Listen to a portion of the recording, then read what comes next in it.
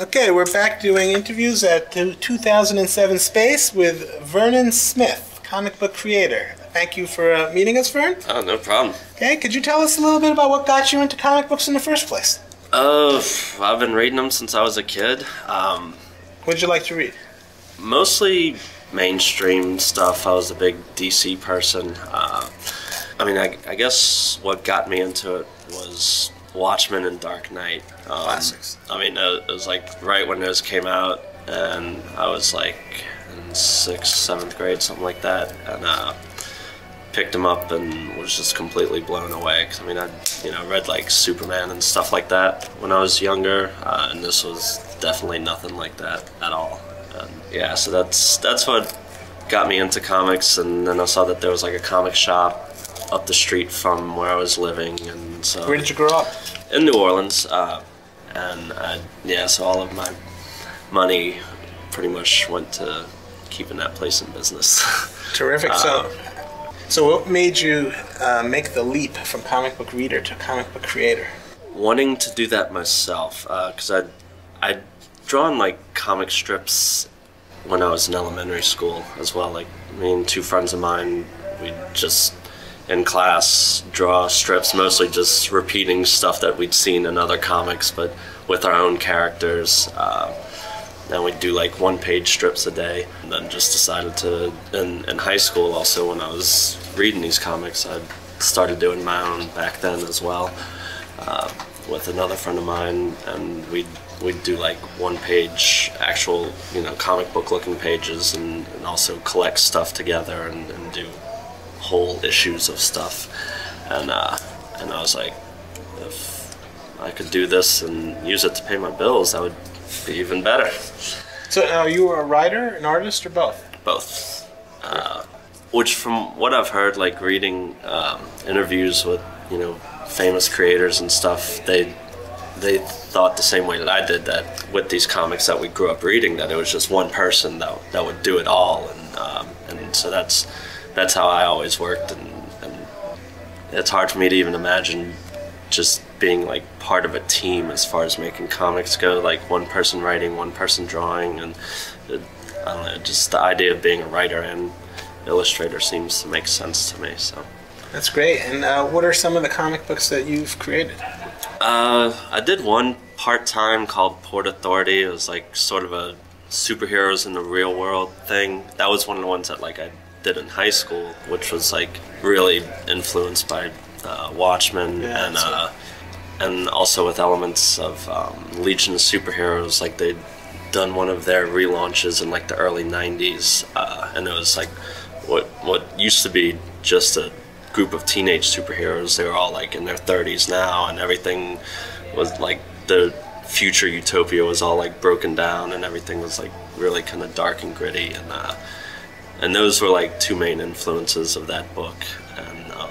And then whenever I got into self-publishing, I was like, oh, I'll just redo these stories again, and changed them up so that it wasn't really seem like it was written by a 17-year-old or something, even though it originally was. And so yeah, there's that one. Then there's one that I'm working on now called The Adventures of Dexter Breakfast, story of a wombat cowboy set in the Old West. And there's also one that I do kind of on a part-time basis here and there over the past few years called Typical Black and White Indie Comic, which is that on the back of my shirt. And that's more in not all ages by any means, more adult-oriented. What's the name of that comic? I can't see your back. No, typical black and white comic. Indie comic, yeah, because it basically is a typical black and white indie comic. Just kind of through different elements and just let the thing sort of write itself over like a 2-day period. So is that more of a comedy type comic, or is it an adventure, or what do you try to put across in your comic books? Well, the black and white indie comic, that one's more just a slice of life kind of book. The Adventures of Dexter Breakfast is, like I said, a wombat cowboy. It's more an all ages book. Like I wanted to do something that not only my friends would like to read, but also their kids and their parents. Like making it truly an all ages book, not just something for kids. That's great. That adults would like too. Are you a fan of any all ages comics? I haven't really seen too many. I mean, Bone is a one that I liked. How about Owly? Have you read that one? No, I haven't. I've seen that one, but I haven't read it. There was another one that I saw here that I picked up when it first came out, Possum at Large. Sure. Which I think was like a Day Prize finalist a couple of years ago. That one's really good. And I picked up some today that I haven't read through yet. But there's certainly a wide variety of comic books here at Space. Yeah, definitely. And for I really try and keep an eye out for all ages books that are really good. I mean, as far as like, you know, not just being something for kids only, but that has some substance to it. Trying to think of other things that would even be like, well, the Star Wars movies for one thing, you know, just something kind of like that that's like a wide range of entertainment for different people on different levels, or even just like the cartoons that they had like when we were kids, you know, like the old Bugs Bunny stuff. Those are classics. I show them to my kids. Yeah. I still love them. and you can see them like as a kid and love them, and also like as an adult, and you like it for different reasons. And like the Scooby-Doo movie, I remember seeing that with like my ex and her little daughter, and she loved it. But then there are a few jokes that were in there that you'd only hear ho ho ho, like all the adults laughing because it was aimed straight for them. Well, that's great. Now, if someone wants to find your comics and buy them, where do they have to go?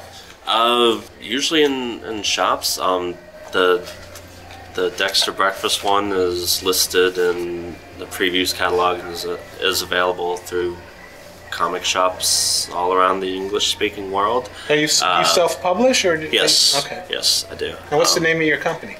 L. McPherson Comic Squares. Yeah, that's me. Well, terrific. And you can also go through a website of mine, VernonX9000.com, and there's a link through there because some of the books I've had printed through Comics Press, and they have like their own store online. Like anything that you get printed through them, they keep in stock. So you can order it through there if you don't see it in your stores. Well, that's great. I appreciate you taking the time to speak with us, and we look forward to reading your comics in the future. I look forward to making them. Thank you. Thank you.